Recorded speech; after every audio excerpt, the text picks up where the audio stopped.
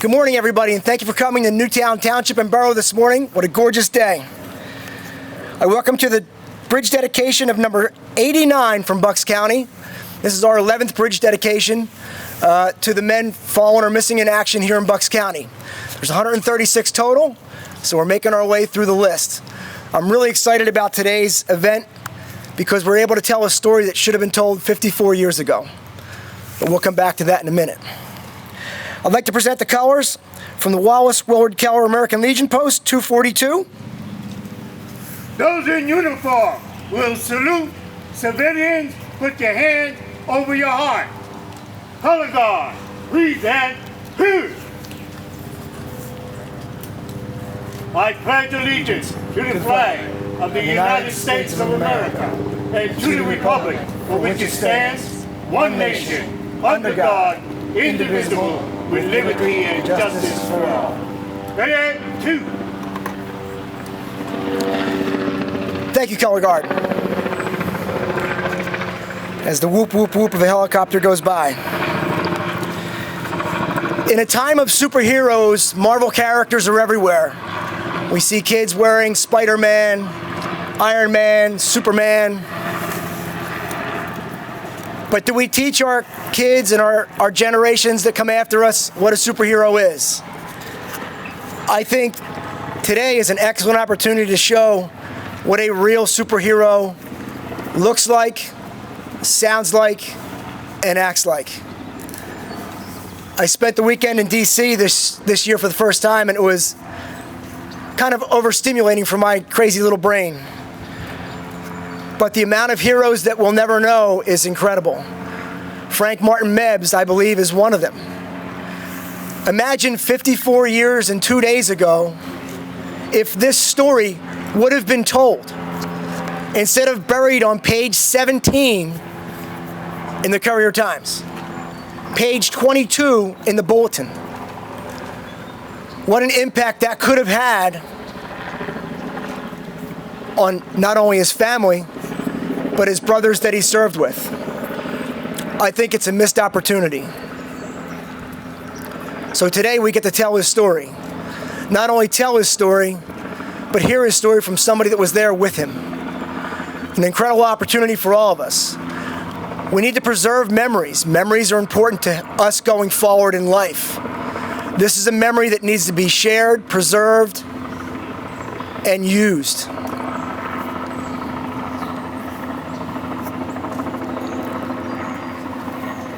I'm lucky that I get to speak for some of these guys, but today we're going to have a friend of his, someone that served with him, tell his story. I'd like to thank Newtown Borough and Newtown Township for allowing us to have this bridge dedication, supplying us some police officers and closing the road. Dennis Fisher from Newtown Township, thank you, and we welcome you to the ceremony. I'd like to introduce Commissioner Jean DiGirolamo for a few moments.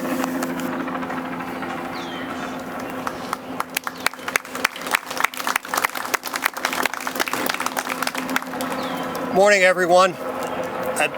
What an honor. Jean DiGirolamo, I'm one of the 3 county commissioners. What an honor it is to be here this morning as we honor Frank. And in a lot of ways, honor also all the men and women who have fought for our country since the beginning of our country, and especially those who have died. On May 27th, which was Monday, my mom, Helen, celebrated her 96th birthday. And we took her out, we had a little party for her. She still lives at home. She was born in 1928. And what a blessing it is for me and the rest of the family to have my mom still with us. On May 27th, 1970, 54 years ago, Frank heroically and courageously gave his life. And as I understand the story, he hopped on a bulldozer and tried to put out a fire at an ammunition storage facility. And he basically did that and probably saved hundreds of lives. And I think we're going to hear from Steve. I know he's here today. He was part of the battalion and gave his life while doing it. I don't know how you describe a hero, but that certainly is a hero. And we're here today to dedicate this bridge. And again, it's an honor for me and the other commissioners to be here. And this will keep Frank's memory alive for a long, long time. We're going to put the signs out here on the bridge. So to his family and his friends, he grew up here in Newtown. God bless you. God bless Frank. And I want to thank him for his heroism and his bravery, and thank all the veterans that are here today, the men and women who have fought and died for this country from the beginning of time. God bless them, and God bless this great country of ours, the United States of America. Thank you.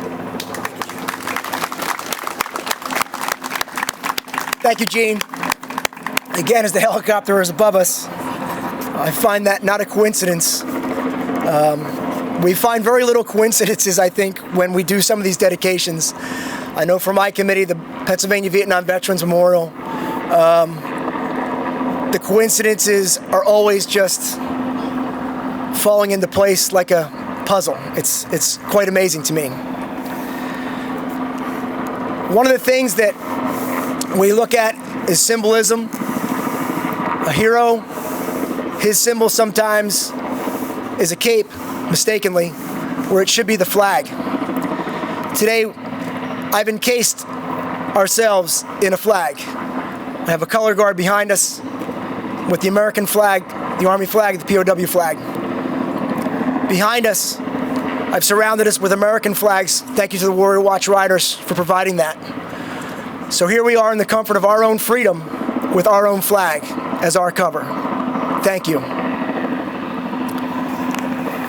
I'd like to introduce State Representative Perry Warren, please.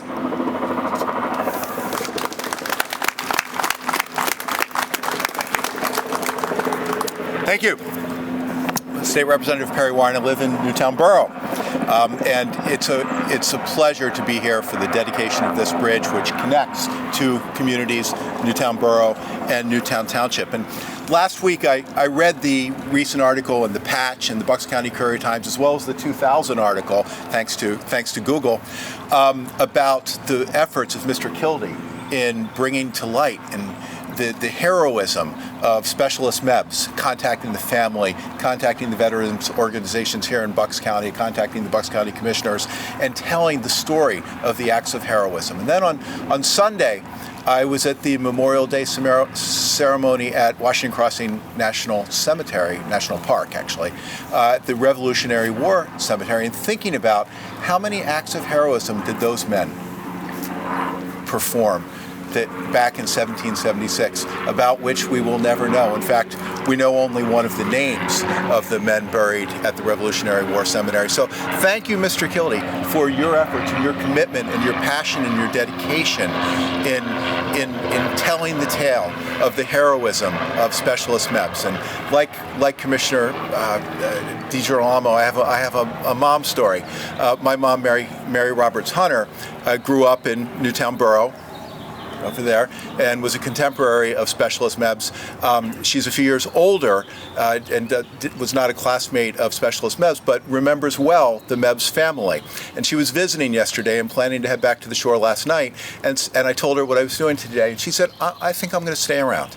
And she spent the night, so she's here today as a contemporary of Mr. Mebs and his family to thank Mr. Mebs for his sacrifice for our community, for our nation, and to thank Mr. Kildee as well, and to thank all veterans for your service and your heroism, your acts of heroism, known and unknown. Thank you very much.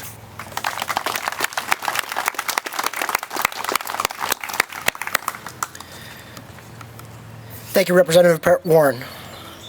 I'd like to introduce State Senator Steve Santorum.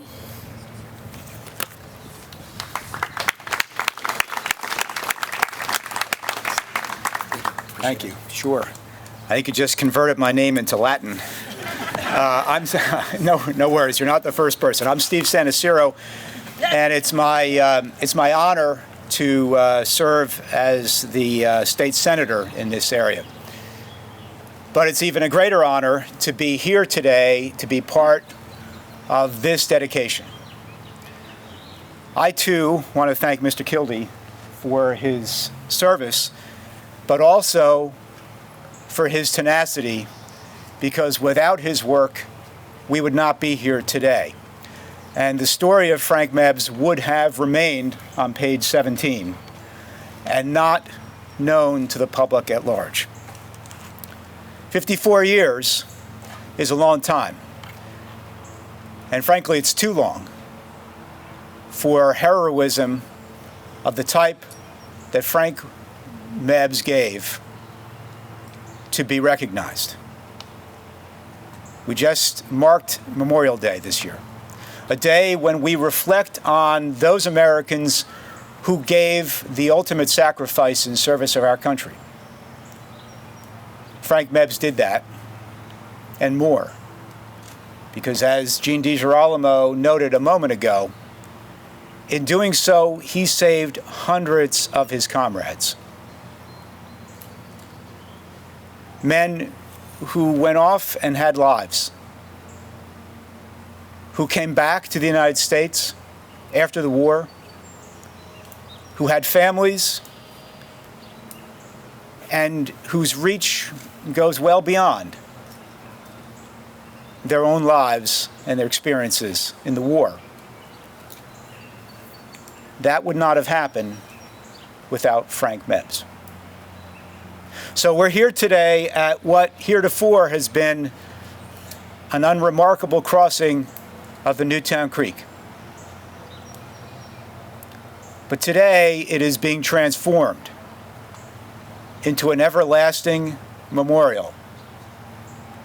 Today it is being transformed into a monument to a man, yes, but in a broader sense, to an idea. And that idea is service to our country, but devotion to our fellow human beings. So it is, of course, fitting that we're here to do this.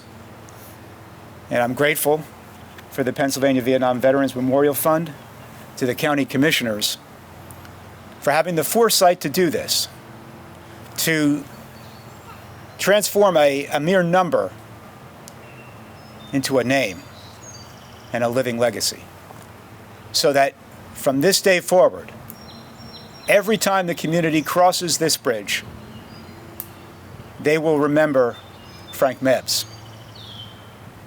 And hopefully, they will take in their hearts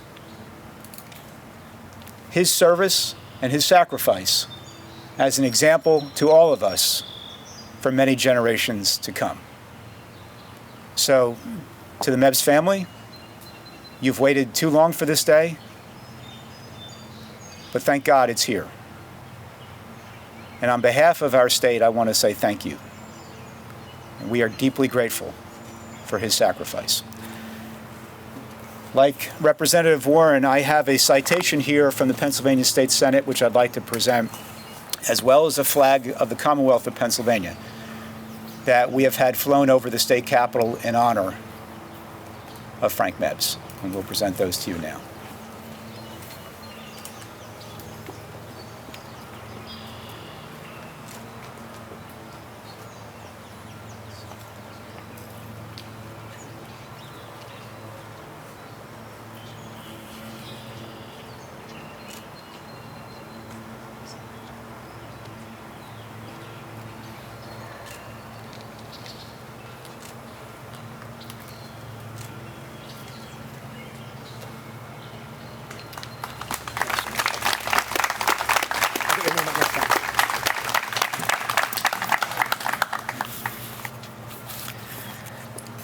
As I said, coincidences are no big thing to us in our group.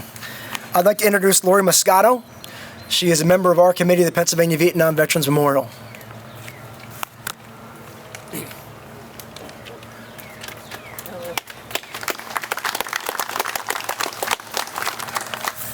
Good morning. I'm here to share a story that my son sent to us, and I don't know if any of you attended our Vietnam Memorial, the traveling wall in Pendle back in 2017, but we were all there. My son was there as a volunteer, and he's not able to be here this morning, but he wanted to share this story from a day there.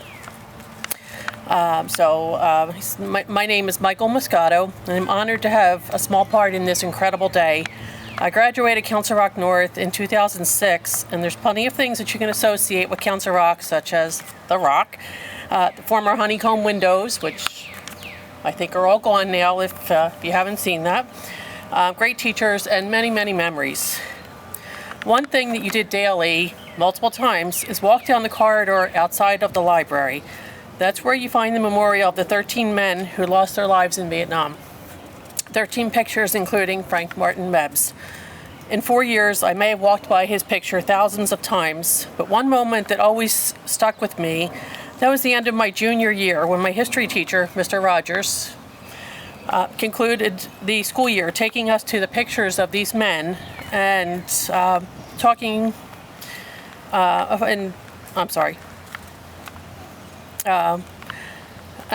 about following and capturing your dreams and goals, and not just for us, but to do it for them.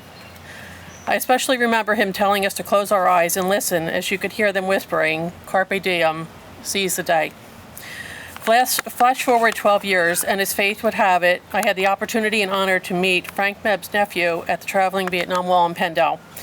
I like to think that they brought his nephew some peace. We were talking and discovered that his uncle grew up in Richboro, and his final resting place is in Union Cemetery, which is at the bottom of the street that I grew up on. The craziest part is this chance meeting was only weeks after saying goodbye to my own grandmother, that whole family thing going on here today, who's also buried in Union Cemetery. As you can imagine, this moment gave me goosebumps in the middle of July 90-degree weather. This is just one of the many stories of the power of the Vietnam Wall and the magic that it has. I never met Specialist Fifth Class Mebs, who was killed in action on May 27, 1970, seizing his moment, saving lives. In June 2005, his legend whispered "Carpe diem," creating a connection with me that I never understood fully until July 16, 2017, in a field in Pendle in front of the Vietnam Wall.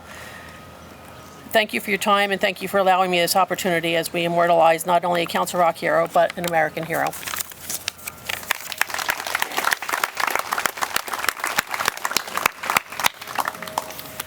I remember that day at the wall, and after it took place, his dad was with Mike, and Mike came up to me and told me the story, and it moved him. I mean, it still moves him. It moves me.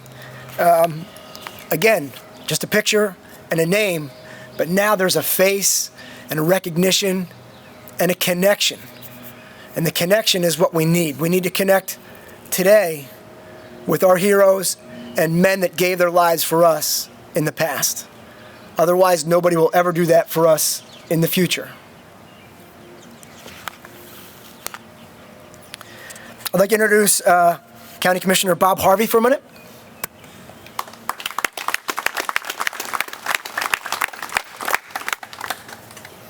Thank you very much. On behalf of the county, I want to thank all the people who made this day happen. Certainly the Honor Guard behind me, the veterans who are here, the Warriors Watches that are here. Want to thank our General Services as well as our communications staff, our Veterans Affairs as well. But most of all, I want to thank Ed Preston, who doesn't like it when I do that. He doesn't like it when I point out the fact that this Bridge Memorial Program was really something that he brought to us, that he wanted to see if there was a way the county could honor those Bucks County sons who lost their lives in Vietnam, And the number of bridges the county owns almost perfectly matches the number of men who lost their lives. And so I know we've talked about, we wouldn't be here without this, we wouldn't be here without that. We would not be here, quite frankly, doing this if it weren't for Ed Preston. So thank you, Ed.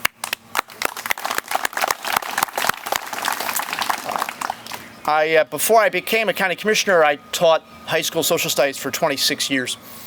And for most of that time, on the wall of my classroom, I had a sign that said, "History can change." Now, that seems a little bit like an odd statement. How can history change? So much of what we know as history is the first story we hear, the first reporting of something, the first blush, of an event. That becomes embedded in the history. And it gets taught that way year after year after year, and so it becomes history, written in stone. The problem is that that first story, the first details, don't always contain everything you need to understand the total picture of what happened. And too many times, the total story never gets told. We just celebrated Memorial Day, as we know. Marking this country's homage to the over 1 million men and women who gave their lives for this country. That's 1 million stories, most of which have been lost to history, some of which we know well, maybe family, maybe friends. They become movies and books and things of that nature if they're heroic enough, maybe, or they meet someone's idea of what a good story would be. But too many of our stories, unfortunately, are lost. I think about Frank Mebs' story and the original history, which was communicated to his family in 1970, which did not contain all of the details of his heroism, all of the details of the lives he saved. And thanks to his brother in arms, thanks to people like Ed Preston, thanks to others, including the media, history got changed in a good way, because we learned more about that story. We learned more about Frank Mebs. And we continue making history and changing history today by dedicating this bridge in his memory. So thank all of you for being here for this moment. Thank you to the Mebs family. God bless you. God bless America. Thank you.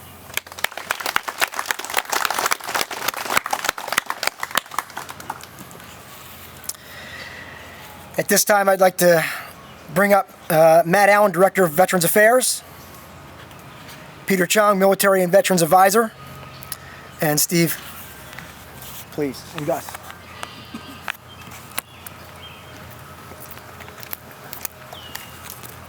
Good morning. Thank you all for coming.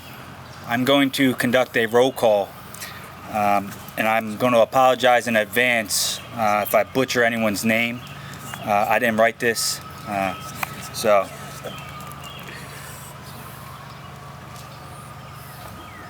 Robert Bassanavage. Robert Bassanelli. Dan Meatball Rutz. Dan Meatball Rutz. Jim Musmecki. Jim Musmecki. Bob Osterhout. Bob Osterhaus. Walter Davidson. Walter Davidson. Gene Inama. Gene Inama. Gus Kales. Gus Callis. Alan Wagonman. Alan Wagonman.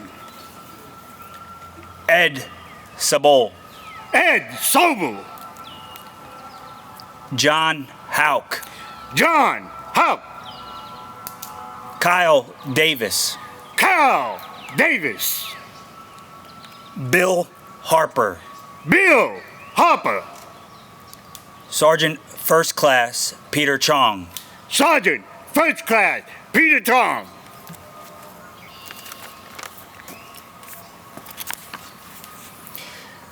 Brian Mills. Brian Mills. Vince Moscato. Vince Moscato. Steve Kildee. Steve Kildee. Here, sir. Mac Wagner. Matt Wagner. Neil Clabbers. Neil Clabbers. John Lennon. John Lennon. Mike Belcher. Mike Belter. Pat Higgins. Pat Hagen. Russ Krybel. Russ Pydell. Tim Glass. Tim Glass. Glenn Anderson. Glenn Anderson. Rodney Wyatt. Rodney Wyatt. Specialist Mebs. Specialist Frank Mebs. Specialist Frank Mebs. Specialist Frank Mebs. Specialist Frank Martin Mebs. Specialist Frank Martin Mebs.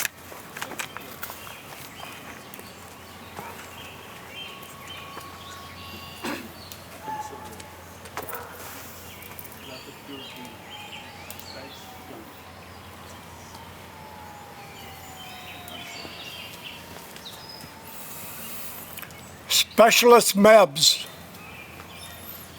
answered the last call 54 years ago, 2 days at 1:30 in the morning. He answered his last call. My name is Stephen Kildee. I live now in Leaf Summit, Missouri. I knew Frank Mebs.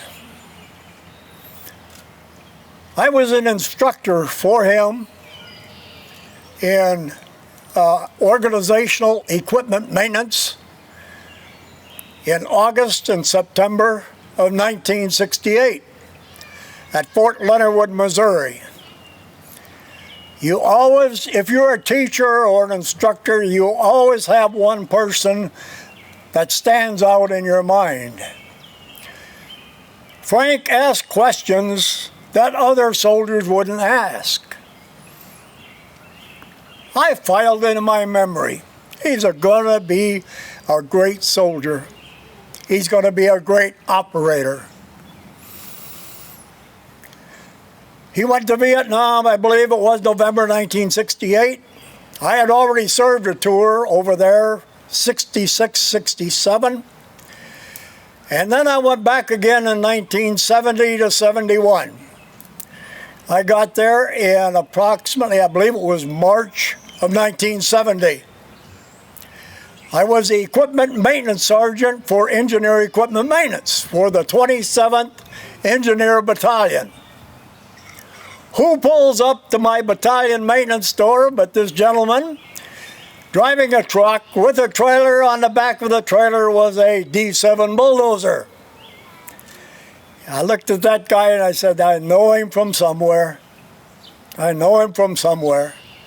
And we started talking and we became not good friends, but we became good acquaintances because he was in my motor pool almost every darn day trying to figure out what this squeak was, or what this track said, or what this engine wasn't doing right, or how much oil he needed to put in it. He was very particular about the equipment that he operated and drove.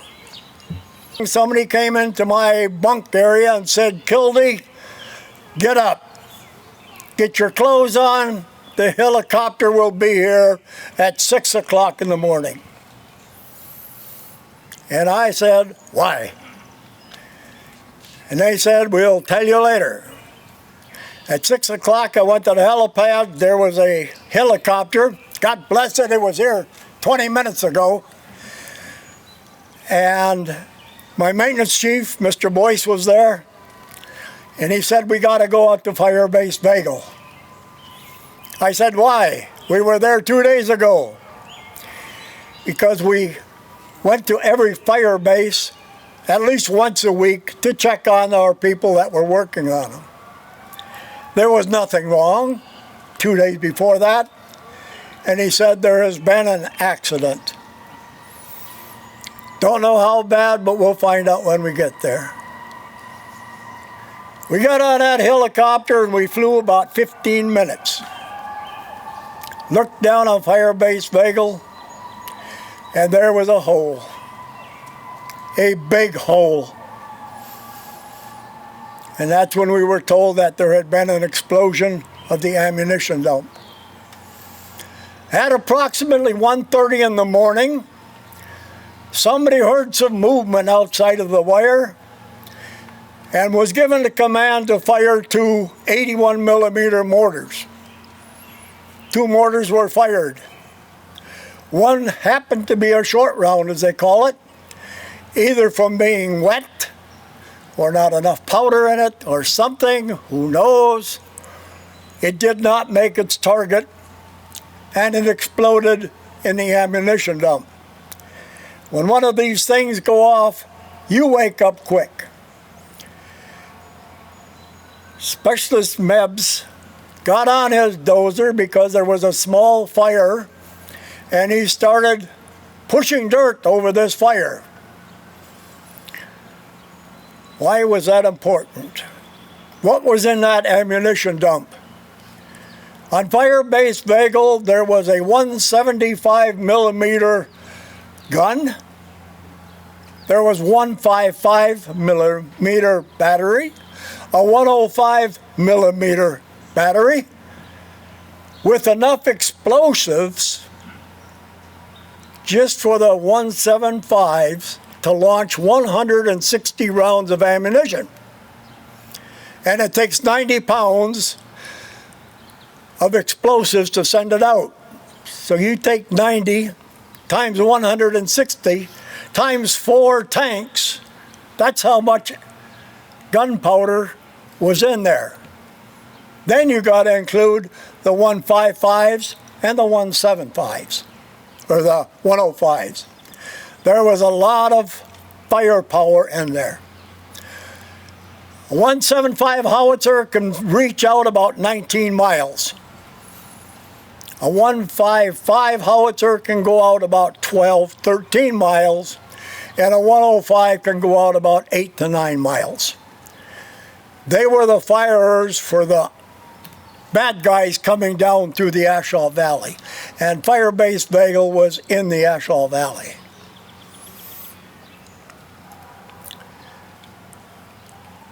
We got there and we said, what happened to Frank? We don't know. They hadn't found him yet. Pieces of his bulldozer were all over the place. There was a blade on a hill approximately 600 yards away. On another hill was the radiator. We never did find the engine. We were given the project or the job of picking up the pieces of the bulldozer and other equipment that had been damaged. All of a sudden, approximately 7:30, around that time, somebody said we found him. They brought him up to the same helicopter that I flew in on, and I assisted in loading his body onto the helicopter.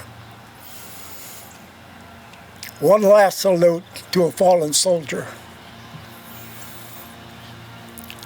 Okay, I'm in the service. You file that in your memory under M in the back, because there's nothing more you can do.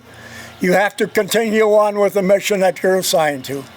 I spent another 8 months there before I came home. I retired in 1983 as a Chief Warrant Officer 3. Then I went to work for the Department of the Army for another 19 years, so I had a total of 43 years working for the Federal Service. After I retired from Federal Service in 2004, we'll forward ahead to 2014. I came out of a VA clinic. and there was 2 DAV members on the outside. And they said, "Hey, buddy, you go to Vietnam?" "Yep." "More than once?" "Yep." I also had a tour in Desert Storm with the 1st Infantry Division. I was also in Kuwait when 9/11 hit. So I'd seen a little bit of stuff. Then they asked me, they said, "You ever been checked for PTSD?" And I said, "Yeah, sure. Get somebody that needs it." And they said, "With what you've been through, you might need it." I said, "Okay, put my name down." And 2 weeks later, I got a letter directing me to go to Tulsa, Oklahoma to see a psychiatrist. Boy, when I looked at that guy, he was in worse shape than I was. So we talked and we talked and we talked. And finally he made a statement and said, "Did you ever see a person that had passed away?" And it sort of hit me. In my memory, something came up, and I said yes. And I told him the story of Specialist Frank Martin Mebs. After it was over with, he looked me straight in the eye and he said, "What have you done?"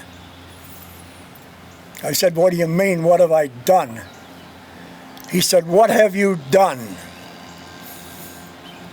I said, "I've been to the wall. I put my hand on his name. He's in 10 West, line 100. Been to it many times. Been to traveling walls. Always go by and say, 'Hi, buddy, how you doing?'" And he looked at me and he says, "Then do something." And I said, "Do what?" He said, "You'll figure it out." Approximately 3 days later, nothing to do, got on my computer, I typed in the name of Frank Martin Mebs. All of a sudden, things came up on the internet. Whoa, look at this. Wait a minute, there's things missing. I was at a ceremony when he was awarded the Army Commendation Medal. It wasn't listed in his records. So I started digging and digging and digging, and I said, "Hey, this guy's missing a few medals. He's missing a few ribbons. He's missing a few honors. I guess this is what I have to do," so I started. It took me until 2018 to contact the family. The first person I talked to was Bill. Bill says, "I'm sorry, but you're going to have to talk to my daughter Megan." I said, "No problem." He gave me the email address, and that started a relationship between her and I and my family that probably we've contacted each other 200 to 250 times. Everything I come up with, I ran it through the family. Hey, I'm going to write a letter to a congressman. Hey, I'm going to write a letter to a senator. Hey, I'm going to write a letter to the President of the United States, because I was not getting the answers that I thought were deserved. The President of the United States answered back. He said, "There's nothing I can do right now," and he says, "I will be forwarding it to a government agency.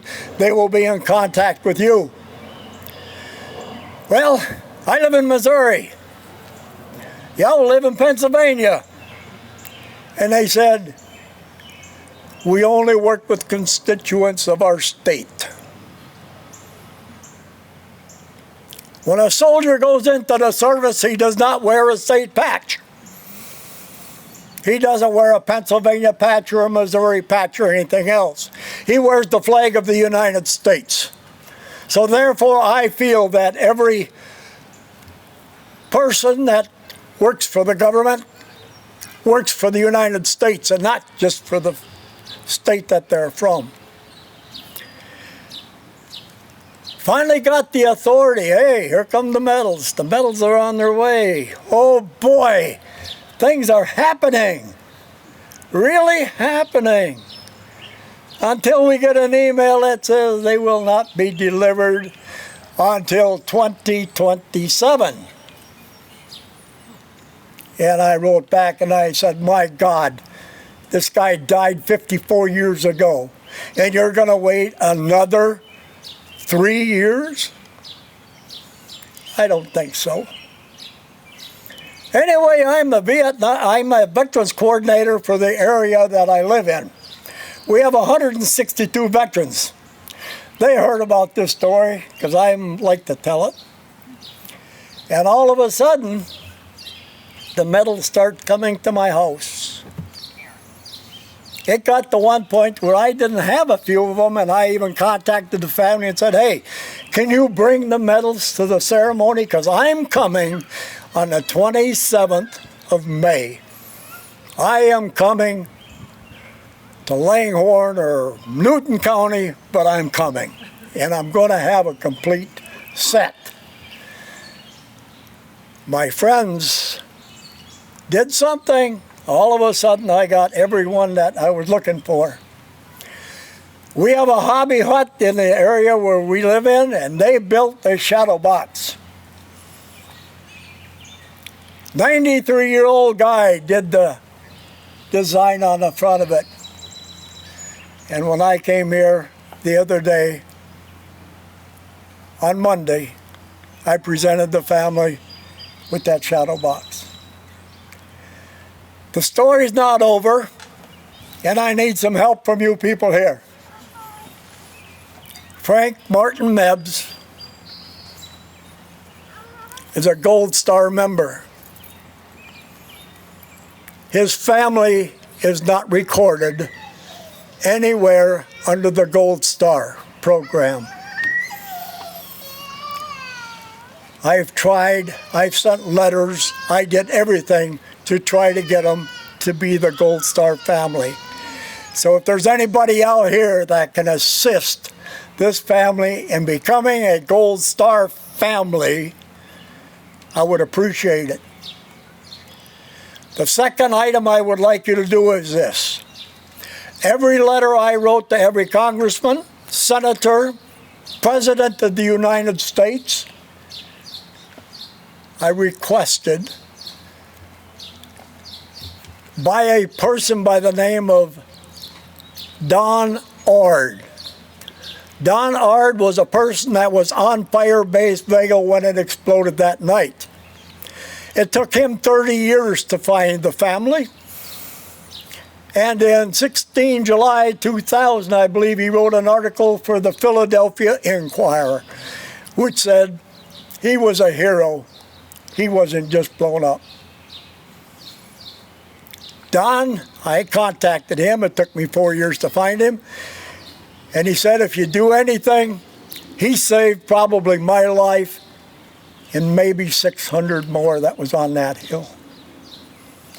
This guy doesn't deserve the soldier medal he has for heroism. He deserves the Congressional Medal of Honor. And each letter that I wrote, I put down, upgrade his medals to the Congressional Medal of Honor. It costs nothing, not 1 penny, only a couple signatures, and it can be awarded. And I believe this town right here has a Medal of Honor person that was killed on the 27th of May, 1970. I have one more thing I would like to bring up, Mom. We have a group of ladies in Missouri. They make patriotic blankets. And I had a special blanket made for this family. This can be passed down from generation to generation to generation. And we would like to present this to the Mebs family. I'm not his mom, I'm his wife. Yeah, but I call her Mom. Give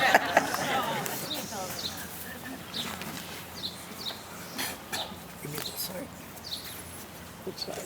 You want to read it? We'll go out here. Make it. This is the quilt that they made.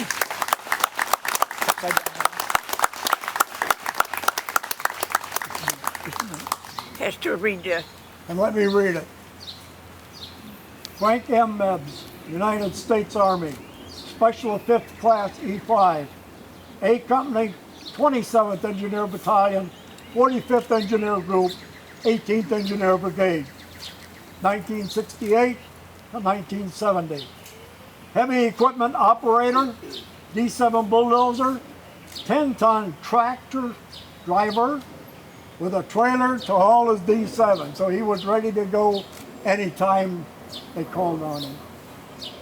Vietnam service, 20 November 68 to 27 May 1970.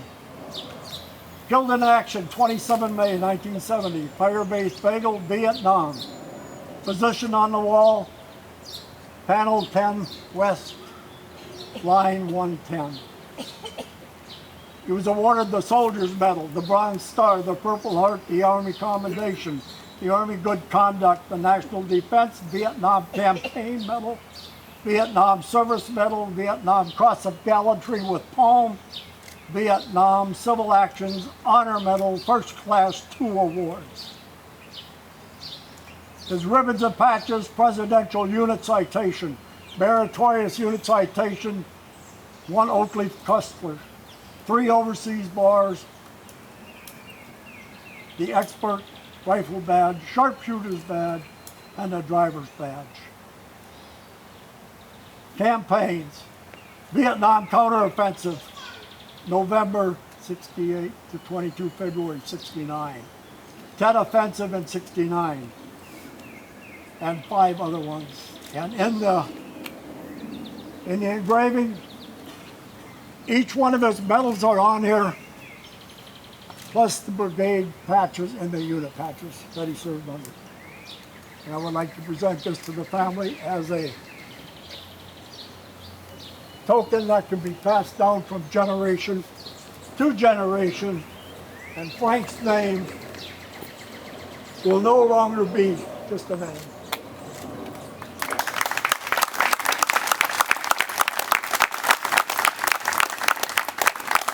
Thank you all. I hope so. Well, thank you. Thank you, Steve. Thank you, Matt. Thank you, Peter. Thank you, Gus. What a story. I will say right here in public, Steve, those things you asked for are on my list, and I will follow through for you. I will make sure those things happen. My word. That means you guys standing over there are going to be getting phone calls. A lot of phone calls. And if not, you know who I am. I keep the Marines behind me all the time.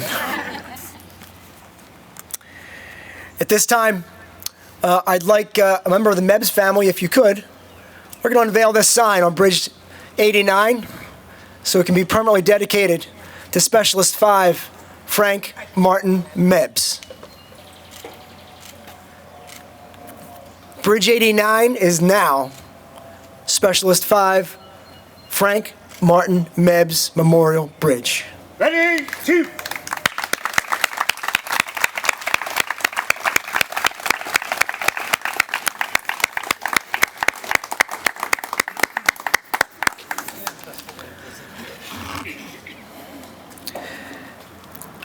I'd like to introduce Megan Frazier. That is Frank's niece, who will say a few words for the family.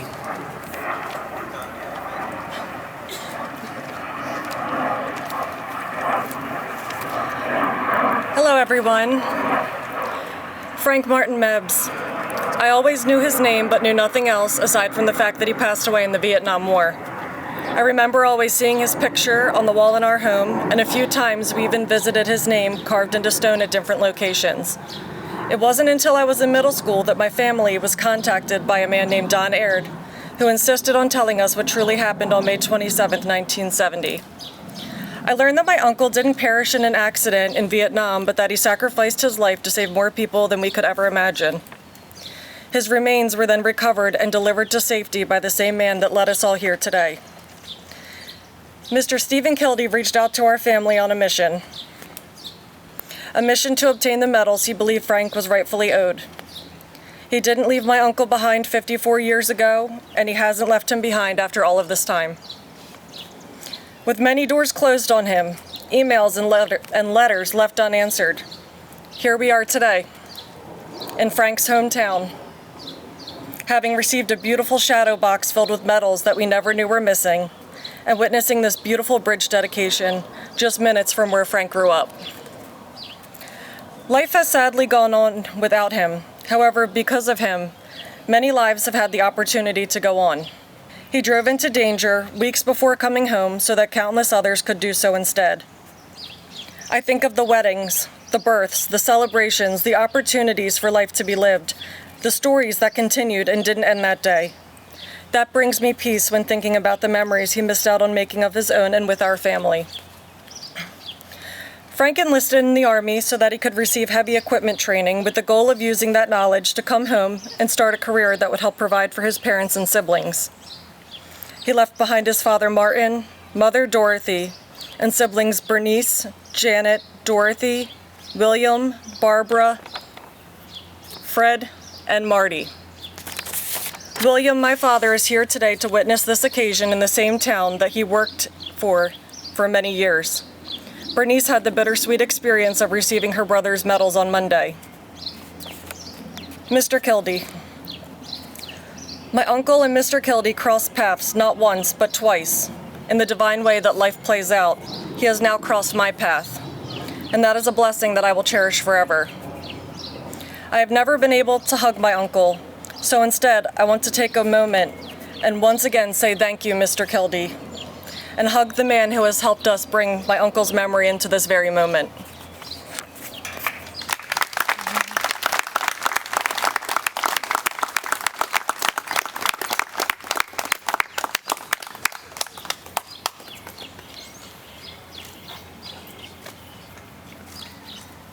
Representative Warren had referenced the 23 original gravestones of 23 soldiers that died before the Battle of Trenton, before the launch on the attack of the Hessians, the name of which we only know one. It's a center gravestone. His name is James Moore. And the other 22 are nameless soldiers.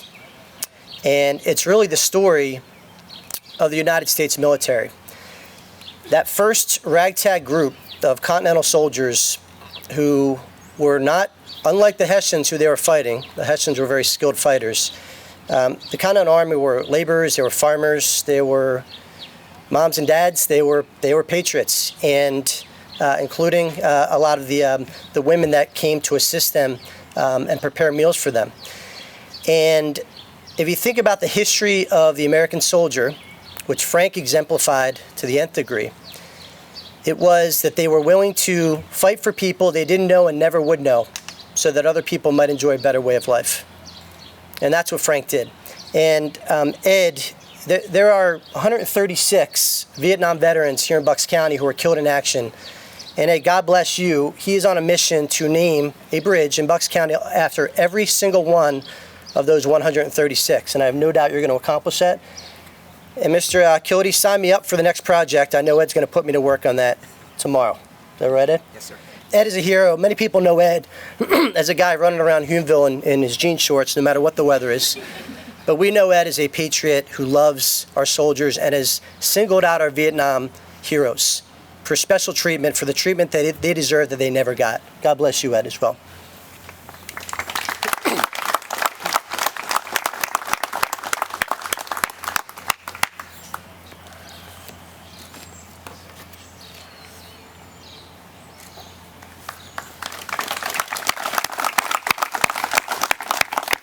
Thank you, Brian. 2 corrections for Brian, though. A, we're going to start today. And 2, I'm no hero. Frank Martin Mebs is a hero. I'm just a guy that wears jean shorts, man. Rides my bike. I'd like to introduce Diane Marseglia, County Commissioner Chairman.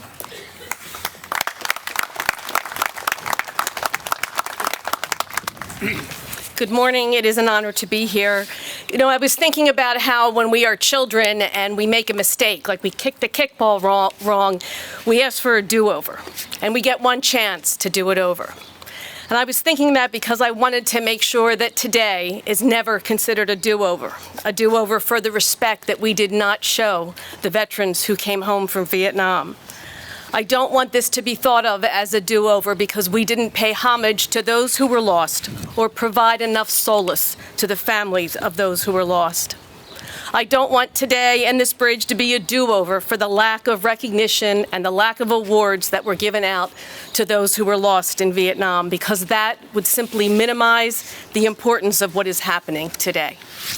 Instead, today, by renaming yet another bridge, we are helping the family and the friends and those who suffered from the loss and the wounds of Vietnam by redressing our mistakes, by amending them, by revising them, by providing a remedy. We are here today to right a wrong. And to the family of Specialist Mebs, I hope that this rights a wrong that took a very long time to correct.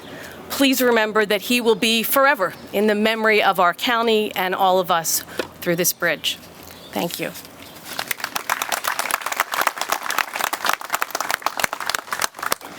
Thank you, Diane.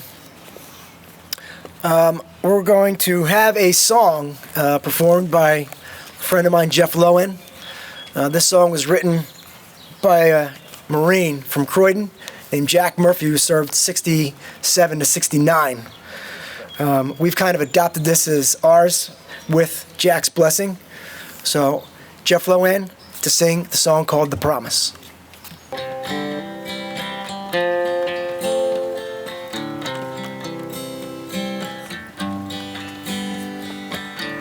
On a bunker in an evening breeze, we sat and talked and watched trees.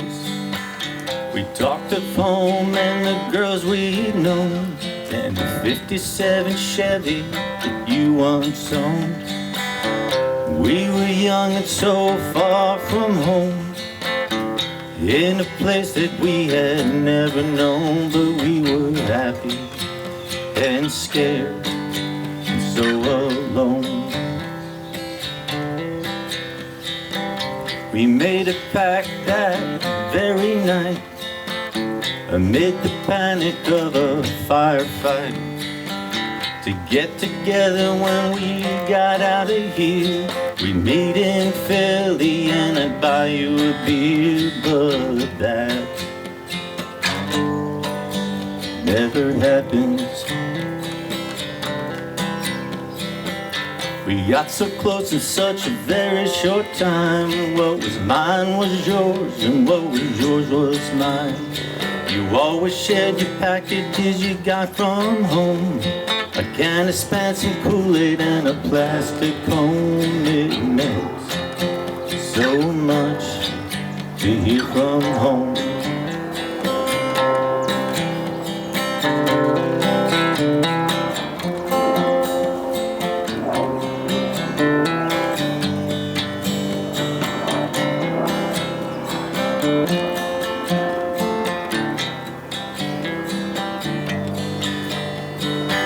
6 months down and 6 to go. It won't be long now before it's time to roll. We'll be standing on the corner in our old hometown, gassing up the Chevy just to cruise around. It's gonna feel so good to be back in the world. I finally see my family and my favorite girl. Now all that ever mattered is going home. Well, that was so many years ago. Why things happen that way, I really don't know.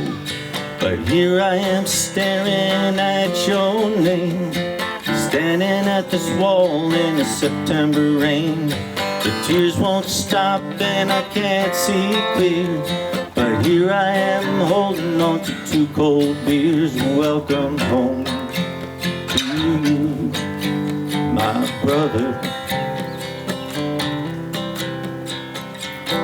on a bunker in an evening breeze. We sat and talked and watched the trees. We talked of home and the girls we known, and the 57 Chevy that you once owned.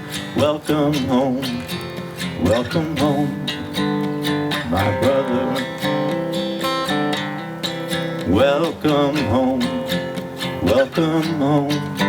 my brothers.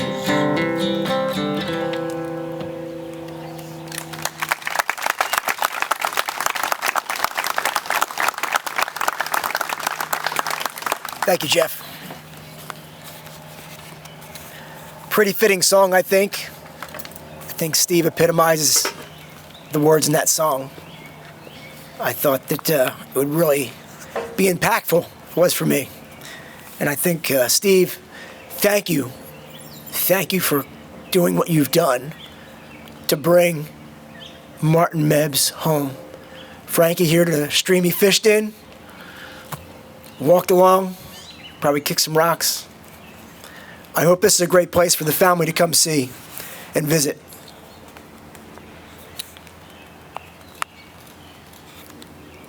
Just as he was singing that song, another helicopter goes by again. I think if you're from Vietnam, that has significance. I want to thank you all for coming today to the dedication of this bridge. I think today was an extreme honor for me to be able to have this story told, and now the world will know that heroes do not wear capes. They drive bulldozers. And one of their names is Frank Martin Mebs. The legacy he leaves is a legacy we all need to carry with us. Learn his story, tell his story. Come over this bridge, smile, reflect. Some of the things we get to do, he never got to do. That last fishing trip, that last beer, that last show, all those things we get to do because he did what he did. So for me, Specialist Mebs, I thank you, my friend, and welcome home. Color guard, head, peace, dismiss.